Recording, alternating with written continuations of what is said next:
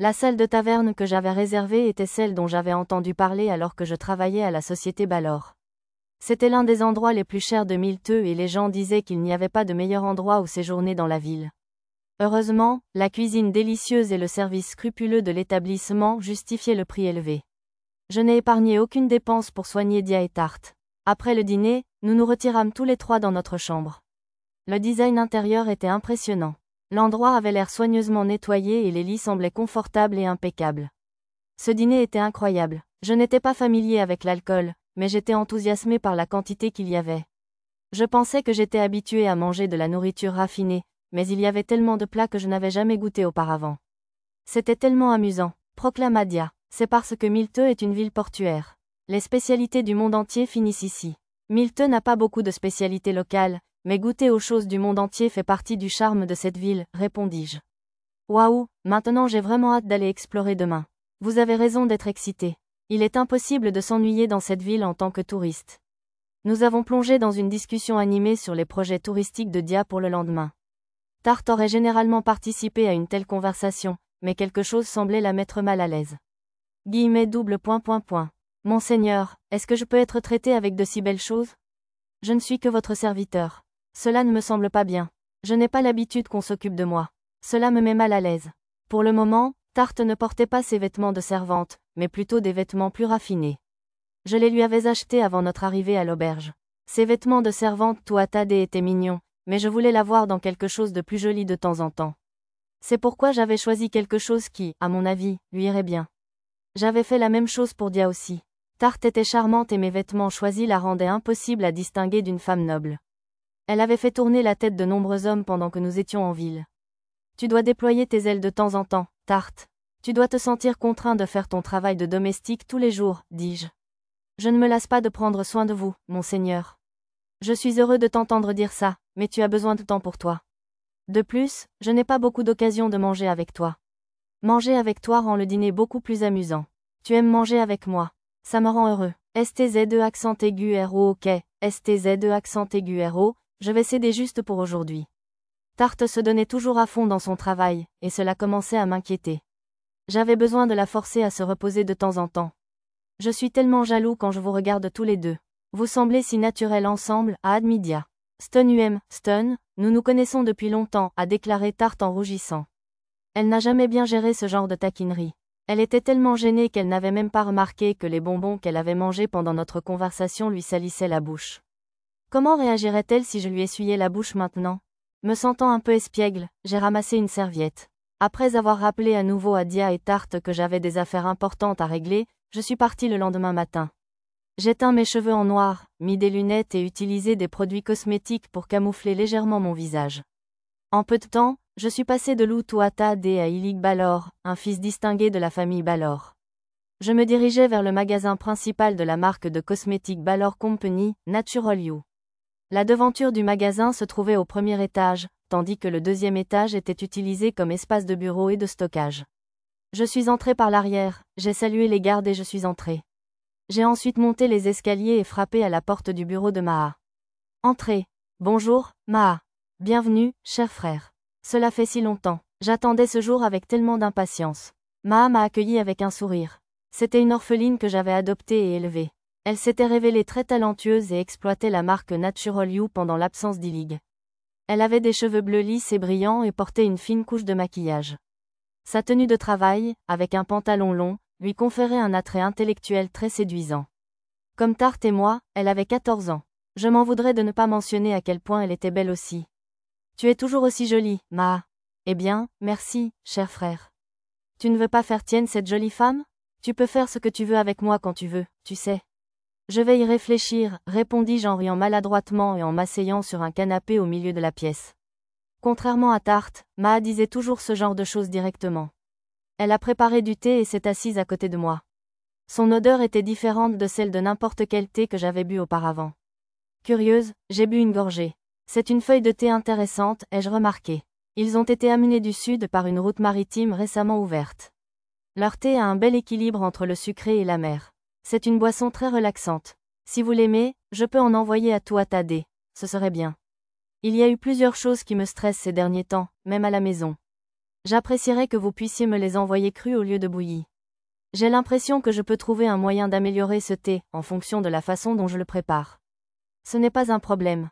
Faites-moi savoir si vous proposez une méthode de préparation appropriée. Je souhaite bientôt élargir notre offre au-delà des cosmétiques. Les feuilles de thé importées constituaient un produit précieux. C'était bien beau d'en profiter moi-même, mais ils pouvaient aussi être utilisés pour divertir les invités. Maa et moi avons apprécié le thé et avons eu une conversation inutile pendant qu'elle me tenait au courant des événements récents. Alors, puis-je aller de l'avant et voir cette chose que vous m'avez obtenue? Eh bien, tu n'es pas impatient? J'espérais que nous pourrions discuter un peu plus longtemps. D'accord, je vais le chercher pour toi. Maa est allée récupérer l'objet en question dans un coffre-fort. Il était enveloppé dans un vieux tissu, mais je pouvais sentir du mana en émaner. Maa dénoua le tissu pour révéler un petit sac en cuir rouge et bleu. C'est un trésor divin? Ai-je demandé, dubitatif. Oui, il s'appelle le sac Crane en cuir. Son apparence banale en fait un achat plutôt facile, répondit Maa. Tous les trésors divins n'étaient pas des armes. Beaucoup d'entre eux étaient des outils. Cela semble être le cas pour ce cartable. La façon dont vous l'avez expliqué rendait cela incroyable. Cela ne semble pas très utile, ai-je observé. Vous changerez d'avis une fois que vous aurez vu comment cela fonctionne. Maa commença à mettre tous les ustensiles à thé dans le sac. Elle rangea d'abord la théière, puis le récipient en feuilles de thé, les tasses, un panier rempli de bonbons et le pichet à lait. Comme si tout cela ne suffisait pas, elle déposa un épais paquet de dossiers, et enfin une chaise. Il s'agit d'un sac magique d'une capacité infinie, à condition que vous lui fournissiez du mana. Le poids ne change jamais, quel que soit le nombre d'objets conservés à l'intérieur. Il est si utile que tout commerçant ambulant le considérerait probablement comme un avantage extrêmement injuste. Il n'y a pas un commerçant au monde qui ne voudrait pas de cela, quel que soit le prix, ai-je remarqué. Double point point point. Compte tenu de sa fonction principale, oui. Mais il a un défaut fatal. Pensez-y logiquement, cher frère. Si ce sac était aussi bon qu'il y paraît, pensez-vous que j'aurais pu l'acheter à un prix qui n'a pas mis Natural You en faillite? Je secouai la tête. En tant que représentante par procuration de la marque Natural You, Maa disposait de vastes sommes d'argent. Cependant, même avec une véritable fortune, je doutais que cela aurait été suffisant pour acheter un sac aussi incroyable. Probablement pas. Balor, par exemple, offrirait 3 fois plus que nous. Il serait sûr de pouvoir recouvrer ses coûts en seulement 2 ans. Nous ne pouvons en aucun cas surenchérir sur la société Balor, ai-je dit. C'est tout à fait vrai. Il y a un défaut fatal qui empêche ce sac d'avoir autant de valeur. Sa capacité n'augmente que si vous lui fournissez une quantité décente de mana, et dès que la réserve de mana est épuisée, cela se produit. Soudain, tout le contenu du sac a explosé d'un seul coup. Je vois. Donc vous ne pouvez pas l'utiliser à moins d'être un mage, et même dans ce cas, le remplir d'un flux constant de mana sans pause serait épuisant. Puis-je y jeter un œil? J'ai demandé. Allez-y, répondit Maa. J'ai versé du mana dans le sac de grue en cuir. Ce faisant, j'ai pu avoir une idée de l'augmentation possible de sa capacité. Si un mage moyen versait toute sa production de mana dans la sacoche, le total serait probablement suffisant pour contenir une calèche. Cependant, tout utilisateur de magie typique ne serait pas en mesure de conserver cette sortie pendant plus de 3 minutes. L'objet légendaire serait, au mieux, un sac à dos glorifié. Un sac à dos normal qui ne drainait pas de mana était préférable. Maintenant, je comprends pourquoi les commerçants n'en veulent pas, ai-je dit. C'est trop peu fiable pour les affaires. Mais toi, cher frère, tu peux probablement l'utiliser comme outil d'assassinat. Tu as raison, je suis sûr que ça sera utile. En tant qu'assassin, il était très important de pouvoir porter ses armes sans éveiller aucun soupçon. Cela dit, c'était comme du gaspillage d'utiliser un trésor divin pour quelque chose d'aussi banal. Comme ma capacité de mana était 1000 fois supérieure à celle d'un mage moyen, utiliser le sac en continu n'était pas un problème. Que tout éclate du petit conteneur si mon flux de mana était interrompu ne serait-ce qu'une seconde était cependant un gros risque. En fait, attends une seconde. Je peux probablement m'en servir, marmonnai-je. J'ai sorti une Farstone d'une petite pochette. Les pierres phares étaient des pierres précieuses que je transportais comme arme. J'avais rempli chacun d'eux avec autant de mana que ce que 300 mages normaux pouvaient produire. Je les utilisais comme explosifs, mais j'avais aussi trouvé un moyen pour les petites sphères de libérer leur mana à un rythme constant. J'ai versé de l'énergie dans la pierre phare, je l'ai fait pour qu'elle libère continuellement de l'énergie magique et je l'ai mise dans le sac de grue en cuir. Si je fais cela, cela ne me mettra pas à rude épreuve et le sac disposera d'un approvisionnement constant en mana. Comme je m'y attendais, le sac de grue en cuir absorbait le mana que la pierre phare libérait régulièrement et sa capacité augmentait. Combien pensez-vous que le sac peut contenir? 100 Kimaa, la valeur d'une demi-voiture.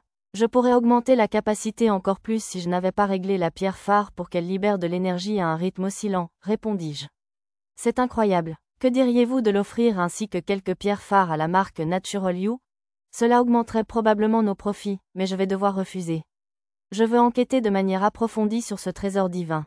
Si je peux trouver des points communs entre les trésors divins, je pourrais peut-être développer une contre-mesure pour tous ceux avec lesquels je pourrais avoir affaire à l'avenir.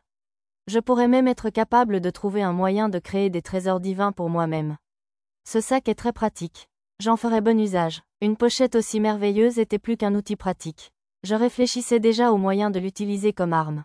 Avec un peu de travail, je pensais que cela avait le potentiel de devenir l'un de mes atouts contre le héros. Merci, Maa. Vous avez trouvé quelque chose de vraiment extraordinaire, dis-je. Est-ce que des mots de remerciement sont tout ce que vous avez pour moi? Insista Maa. Quoi, tu veux autre chose? Oui, je veux que tu m'embrasses. Maa pencha son visage vers le mien, me regardant amoureusement. Nul doute qu'elle essayait juste de me taquiner comme elle le faisait si souvent. Ah, si tu ne veux pas, alors nous pouvons simplement déjeuner ou quelque chose comme ça. D'accord, bien sûr. Attendez, quoi, vous, Eloun. Maa, qui s'attendait à ce que je refuse, a été choquée. Je l'ai rapprochée, et je l'ai embrassée sur la joue. Elle rougit d'un rouge profond et se raidit. Il n'y avait aucun signe de son attitude détendue habituelle.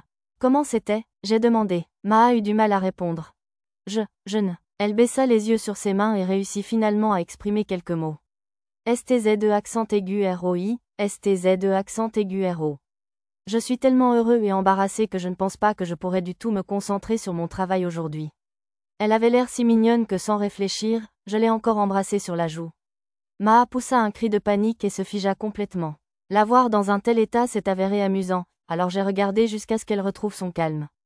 Maa me taquinait toujours. Il n'y avait rien de mal à lui donner un avant-goût de sa propre médecine de temps en temps. Probablement à cause du baiser, Maa a fait la moue tout au long de notre déjeuner. Malgré cela, elle ne pouvait pas complètement cacher son exaltation. Passer du temps avec elle comme ça était très amusant.